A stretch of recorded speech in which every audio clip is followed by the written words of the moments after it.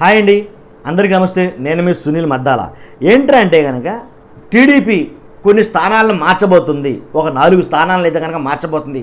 ఈ వార్త చాలా హల్చల్ చేస్తుందండి. నిజమంతా దీంట్లో వాళ్ళు నిజంగా మారుస్తారా, మారిస్తే ఏ ఏ ఏ స్థానాలు మారుస్తారు అనేది ఒకసారి చూసుకుందాం. వాళ్ళు ఎందుకు మార్చాల్సి వచ్చిందంటే కనుక ఆల్రెడీ అక్కడ నియమించినటువంటి స్థానాలు ఏవైతే ఉన్నాయో వాటిల్లో అంటే రాంగ్ డెసిషన్ తీసుకున్నారేమో. ఒకటి, జనసేన నిలబడాల్సిన ప్లేస్లో టీడీపీ నిలబడడం, టీడీపీ నిలబడాల్సిన చోట్ల జనసేన నిలబడడం, లేదా అక్కడ అభ్యర్థి సరైన అభ్యర్థి కాకపోవడం, ఆ అభ్యర్థి మీద తీవ్రమైనటువంటి నిరాశ లేదా తీవ్రమైన అసంతృప్తి ఇలాంటివి ఉండడం వల్ల ఆ స్థానాలు మార్చాల్సి వస్తుంది. మార్చకపోతే ఆ స్థానాలు కోల్పోవాల్సి వస్తుంది.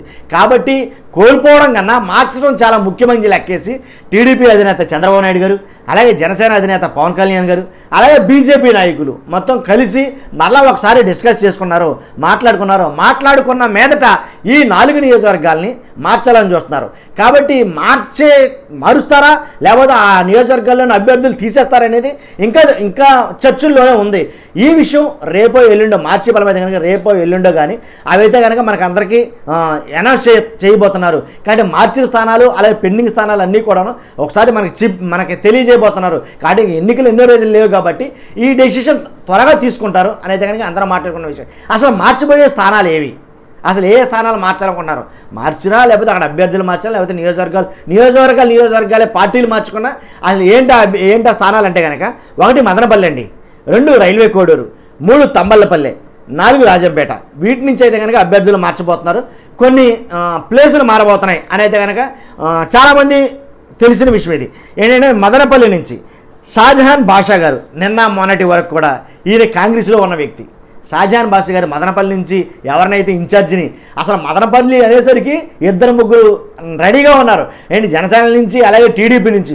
కాకపోతే ఈ మదనపల్లి నుంచి వీళ్ళందరినీ తన్నుకుంటూ దాటుకుంటూ ఏంటి అసలు ఎవరు ఊహించిన అభ్యర్థిని అయితే కనుక టీడీపీ ప్రకటించింది. ఎవరంటే కనుక కాంగ్రెస్లో నిన్న మొన్నటిదాకా కాంగ్రెస్లో ఉన్న వ్యక్తి ఏంటి షాజహాన్ బాషా గారు ఎవరైతే ఉన్నారో ఆయన్ని అనౌన్స్ చేయడం జరిగింది. ఇప్పుడు ఆయన టికెట్ ఇచ్చారు. ఆయన టికెట్ ఇవ్వడం ద్వారా మదనపల్లి టీడీపీకి కాకుండా అసలు జనసేనకి ఇస్తే ఇంకా బాగుంటుందని చాలామంది అనుకున్నారు. అలాంటిది టీడీపీకి కాకుండా జనసేనకి కాకుండా కాంగ్రెస్ నుంచి వచ్చిన అభ్యర్థికి ఏమో టికెట్ ఇచ్చారు. దానివల్ల అక్కడ తీవ్ర అసంతృప్తి అయితే కనుక ఉంది. అంటే జనసేన పార్టీ తరపున ఏంటి రామ్దాస్ చౌదరి 2019 నుంచి పార్టీ కోసం కష్టపడ్డారు. ఈయన సతీమణి పోటీ చేసింది.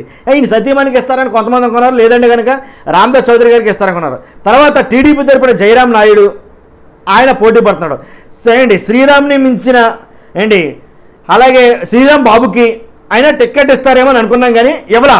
కాబట్టి వీళ్ళందరినీ కాదని నేను ఎవరైతే చెప్పానో రామ్దాస్ చౌదరి కానీ అలాగే జయరామ్ గారు కానీ అలాగే శ్రీరామ్ ఎలా అంటే శ్రీరామ్ బాబు కానీ ఆయన టికెట్ ఇస్తామని అనుకున్నాం కానీ వీళ్ళకి ఎవరికో కాకుండా కాంగ్రెస్ టికెట్ ఇవ్వడం వల్ల చాలా అయితే కనుక లాసే జరిగింది అని అయితే నేను చెప్తాను అక్కడి నుంచి. కాబట్టి అందువల్ల అక్కడ తీవ్ర అసంతృప్తి అయితే ఉంది. కాబట్టి ఏదేమైనట్టుగా మదనపల్లి నుంచి మారుస్తారేమో అభ్యర్థులు అయితే అనేది నేను అనుకున్నాను. అలాగే చాలామంది కూడా ఇదే మాట చెప్తున్నారు. అలాగే రైల్వే కోడూరుని టీడీపీ తీసుకుని మదనపల్లి జనసేనకి ఇస్తే ఇంకా కరెక్ట్గా ఉంటుందేమో అనేది కనుక నా అభిప్రాయం. చూడాలి మరి ఏం జరుగుతుంది ఏంటో తెలీదు. కాబట్టి రైల్వే కోడూరు జనసేన తరపున యనమల భాస్కర్ రావు కాకుండా టీడీపీకి ఇస్తే ఇంకా బాగుంటుంది అనేది అందరం మాట్లాడుకున్న లెక్క. కాబట్టి అలా జరుగుతుందా లేదని మనం చెప్పలేము ఇంకాను. కాబట్టి కదిరి నియోజకవర్గాన్ని మాజీ ఎమ్మెల్యే కందికొండ వెంకటప్రసాద్ సతీమణి కందికొండ ఏంటి ఎవరైతే యశోదాదేవి గారు ఉన్నారో ఆవిడకి టికెట్ ఇవ్వడం జరిగింది. ఎందుకు ఇచ్చారా ఆయన కాదని ఆవిడకంటే కనుక ఆయన మీద ఆల్రెడీ ఒక కేసు ఉంది, ఏంటంటే డీడీల కేసు. సో ఆ కేసు ఇప్పుడు ఆల్రెడీ రాజీ అయింది. కరెక్ట్గా టికెట్ ఇచ్చిన తర్వాత రాజీ అయింది కాబట్టి నాంపల్లి కోర్టులో రాజీ చేశారు. అదే రాజీ అంటే కేసు కొట్టేశారు కాబట్టి మళ్ళీ ఆ టికెట్ని మార్చి కందికొండ వెంకటప్రసాద్ గారికి అయితే ఇస్తారు. తర్వాత రాజంపేట మదనపల్లి రైల్వే కోడూరు, మదనపల్లిని జనసేనకి ఇచ్చేసి రైల్వే కోడూరుని టీడీపీ తీసుకోవాలి. నేను ఫస్ట్ నుంచి అంటున్న మాట ఇప్పుడు కదండి, నేను ఫస్ట్ నుంచి చెప్తున్న మాట ఇది. ఎందుకంటే రాజంపేట ఏంటి మదనపల్లి రైల్వే కోడూరు ఈ కొంచెం రిస్క్ ఫ్యాక్టర్స్ ఉన్న నియోజకవర్గాలు. అందుకనే మదనపల్లి జనసేనకి ఇస్తే కనుక కొద్ది గొప్ప మెరుగైన ఫలితాలు వస్తాయన్న అభిప్రాయం. అదే అనుకున్నాను కానీ అలా కాకుండా వేరేగా జరిగింది అక్కడ.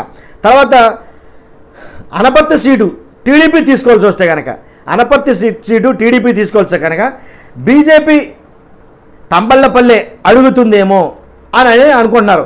ఎలాగైనా జయచంద్రారెడ్డి అంటే బీజేపీ తీసుకున్నా టీడీపీ తీసుకున్నా జనసేన తీసుకున్నా మాత్రం జయచంద్రారెడ్డి మాత్రం ఆయన పోటీ చేస్తాడు అనేది మాత్రం నేను చెప్పగలను. ఎందుకంటే కనుక అక్కడి నుంచి జయచంద్రారెడ్డికి మంచి వాగ్దాటి పటిమ ఉంది, అలాగే ఆర్థికంగా హంగు అన్నీ కలిసి వచ్చినాయి, అన్ని బలాలు కలిసి ఉన్నాయి. కాబట్టి జయచంద్రారెడ్డి పోటీ చేస్తే బాగుంటుందని చాలామంది అనుకున్నారు, ఆయనకే ఇస్తారని అనుకున్నారు. ఎందుకంటే కనుక పైకి ఇంకో ఫ్యాక్టర్ ఉంది, మురుసిరెడ్డిలో.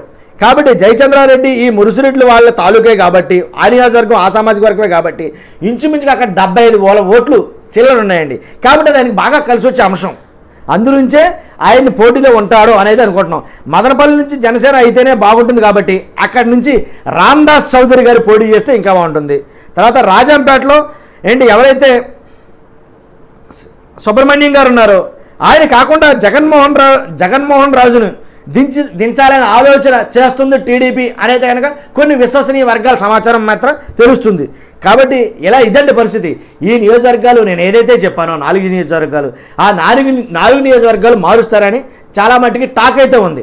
మదనపల్లె, రైల్వే కోడూరు, తంబల్లపల్లి, అలాగే రాజంపేట, 4 నియోజకవర్గాలు మార్చకపోతే కనుక వదులుకోవాల్సి వస్తుంది. అదండి, అంతకుమించి ఏమీ లేదు. చూస్తున్న మీరు అందరూ కూడా మర్చిపోతే లైక్ చేయండి, కామెంట్ చేయండి, సబ్స్క్రైబ్ చేయండి.